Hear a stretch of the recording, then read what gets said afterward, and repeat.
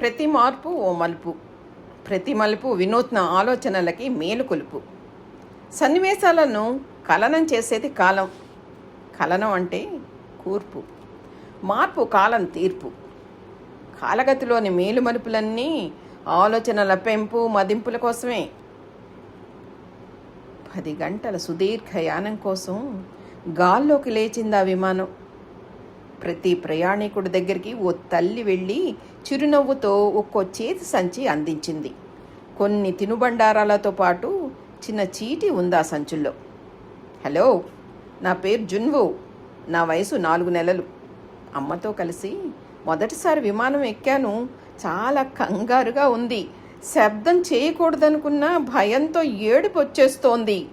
అది మితిమీరితే ఆ ధ్వని మీకు ఇబ్బంది కాకూడదని ఈ సంచిలో దూది పింజలు ఉంచాను. మంచి మనసుతో నన్ను మన్నిస్తారు కదూ అని రాసింది ఆ చీటీలో. దాంతో విమానంలోని వాతావరణం ఎంత హృదయంగా మారిపోయిందంటే చెడ్డ చిరాకు పుట్టించే కఠోర శబ్దం ఓ కేరింతగా మారిపోయేంత. ఏడ్చిన ప్రతిసారి ఎవరో ఒకరొచ్చి పసివాడిని ఎత్తుకుని సముదాయించే అంత. కొత్తగా ఆలోచించడం అంటే అది. ఆ ఆలోచన మనసుల్నే మార్చేసింది. జ్వలించే ఆలోచనలతో చురుగ్గా జీవించేవాడే సజీవుడు. జ్వలించే ఆలోచనలతో చురుగ్గా జీవించేవాడే సజీవుడు అంది యోగ వాసిష్టం. సృజన పౌరుషం సజీవుడి లక్షణం. సృజన పౌరుషం సజీవుడి లక్షణం. పెళపెళ మరిగే మనసుంటేనే తళతళ ఊహలు ఊరేది. సలసల కాగిన పెదపే పాలకు ఆ కమ్మతనం జతకూడేది. అది దాని సారాంశం. మనిషి బుద్ధిశాలి, తిమ్మిని బెమ్మిని చేయగల నేర్పరి. కాలగతిలోని ప్రతి మలుపులోనూ కాలపురుషుడు దాన్నే గుర్తు చేస్తాడు. పాతదనమును పాతరేసి పచ్చి ఊహల పొదగనిచ్చి కొత్తదనమును ఎదగనిచ్చి విచ్చుకున్న ఎడద లోతుల పచ్చదనమును చూడనెంతును అని నిశ్చయించుకుని సృజన పౌరుషవంతులను ఆయన ఎల్లప్పుడూ ఆశీర్వదిస్తూనే ఉంటాడు. ఎవరు? కాలపురుషుడు. తన ఇష్టదైవాన్ని కొంగ్రొత్తలు చేర్చు గుంఫనల సరికొత్త బాణీలో వర్ణించాలి అనుకున్నారు విశ్వనాథ. ఏ దారిన పోయినా పూర్వకవి పాదాంకంబులే తోచి తొలుత సిగ్గుపడేవాణ్ణి అన్నారు ఆయన మా స్వామి అనే రచనలో. క్రమంగా కసి పెరిగింది.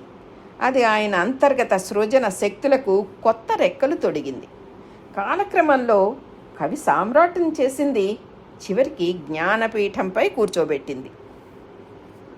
వినూత్నంగా ఆలోచించాలి, విచక్షణంగా ఆరంభించాలి, విచక్షణతో జీవించాలి. వినూత్నంగా ఆలోచించాలి, విలక్షణంగా ఆరంభించాలి, విచక్షణతో జీవించాలి. ఇలాంటి బలమైన సంకల్పాలు నిజానికి గాఢమైన జీవితేచ్ఛకు ఆనవాళ్ళు.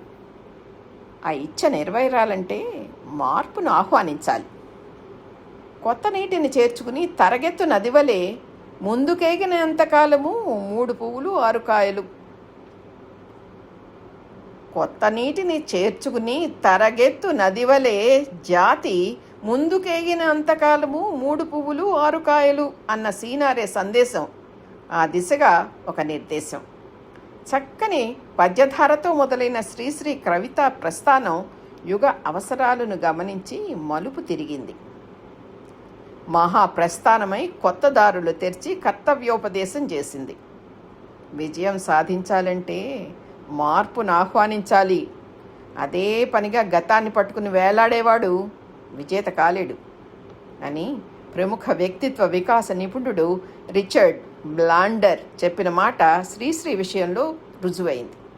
మార్పు అనేది విజయం దిశగా వికాసం దిశగా అని దాని అర్థం. ఇది వ్యక్తిగతంగానే కాదు, విశ్వవ్యాప్తంగా కూడా.